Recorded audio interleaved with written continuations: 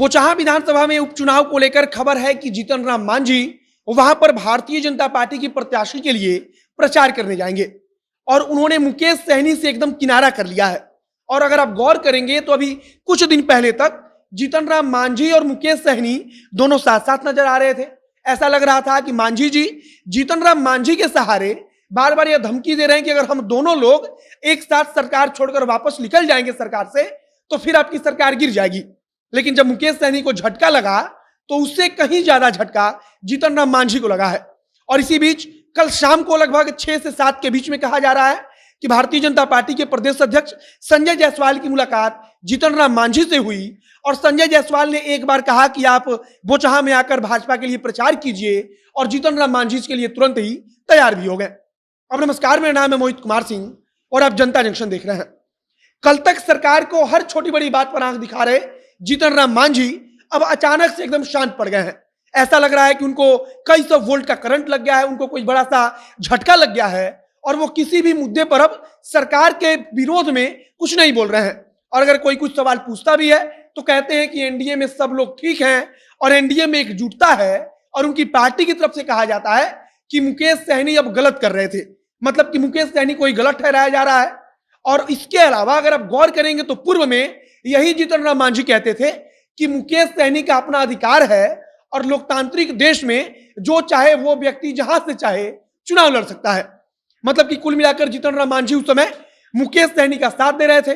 लेकिन मुकेश सहनी को जब पहले झटका लगा कि उनके पार्टी के तीनों विधायक भारतीय जनता पार्टी में शामिल हो गए और उसके बाद से दूसरा झटका लगा कि मुकेश सहनी को मंत्री पद से हटा दिया गया, तब अब जीतन राम मांझी की तरफ से या उनकी पार्टी की तरफ से सरकार के विरोध में या भारतीय जनता पार्टी या जदयू के विरोध में कुछ भी नहीं कहा जा रहा है। पहले आपको याद होगा कि जीतन राम मांझी जनसभा से ही कह देते थे कि हमारे भरोसे सरकार चल रही है और हम जब चाहेंगे तब सरकार गिरा देंगे, मतलब कि वे धमकी देते थे। लेकिन अब खबर है कि कल शाम को 6 बजे भारतीय जनता पार्टी के प्रदेश अध्यक्ष संजय जायसवाल जीतन राम मांझी से मुलाकात करने उनके आवास पर पहुंचते हैं। जीतन राम मांझी से बंद कमरे में उनकी मुलाकात भी होती है और मुलाकात में इस बात पर चर्चा होती है कि बोचहां विधानसभा में जो उपचुनाव हो रहा है वहां पर जीतन राम मांझी को एनडीए की तरफ से चुनाव प्रचार करने जाना है। मतलब कि भारतीय जनता पार्टी की जो प्रत्याशी हैं बेबी कुमारी, उनके लिए उनको चुनाव प्रचार करने जाना है। और कहा जा रहा है कि जीतन राम मांझी के सामने जब भारतीय जनता पार्टी के प्रदेश अध्यक्ष ने प्रस्ताव रखा तब जीतन राम मांझी ने इसे तुरंत ही स्वीकार कर लिया। मतलब कि जीतन राम मांझी को इस चीज से कोई परहेज भी नहीं है। अब मुलाकात के बाद यह कयास लगाया जा रहा है कि जीतन राम मांझी जल्द ही बोचहां में भारतीय जनता पार्टी की प्रत्याशी बेबी कुमारी के लिए प्रचार करने पहुंचेंगे। वहां पर एनडीए की तरफ से कहा जा रहा है कि जदयू के भी कुछ नेता भारतीय जनता पार्टी के लिए प्रचार करने पहुंच सकते हैं। तो दूसरी तरफ भाजपा ने अपनी स्थिति को मजबूत करने के लिए पहले ही चिराग पासवान से समर्थन करवा लिया है। मतलब कि चिराग पासवान ने वहां पर अपना उम्मीदवार नहीं उतारा है बल्कि भारतीय जनता पार्टी को समर्थन दे दिया है। और अब जीतन राम मांझी जो कल तक मुकेश सहनी के साथ थे वे भी वहां पर चुनाव प्रचार करने भारतीय जनता पार्टी के साथ ही जाएंगे। इसके अलावा अगर हम बात करें कि चिराग पासवान की, तो चिराग पासवान भी मुकेश सहनी पर ही हमलावर हैं। वे भी मुकेश सहनी को ही इसका दोषी बताते हैं कि मुकेश सहनी ने जैसा कर्म किया उनको वैसा फल मिल गया।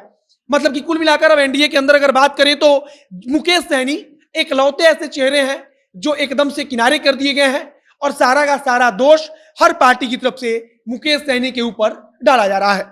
बाकी हमारी नजरें बनी रहेंगी कि जीतन राम मांझी कब बोचहां में उपचुनाव में वहां पर भारतीय जनता पार्टी के लिए प्रचार करने जाते हैं, तथा सबसे जरूरी यह देखना भी होगा कि क्या जदयू की तरफ से कोई बड़ा नेता बोचहां उपचुनाव में भारतीय जनता पार्टी के लिए प्रचार करने जाता है। तथा जरूरी यह भी होगा कि मुकेश सहनी की तरफ से जिनको उम्मीदवार बनाया गया है, मतलब कि मुकेश सहनी की पार्टी वीआईपी के उम्मीदवार वहां पर भारतीय जनता पार्टी को कितनी टक्कर दे पाती है।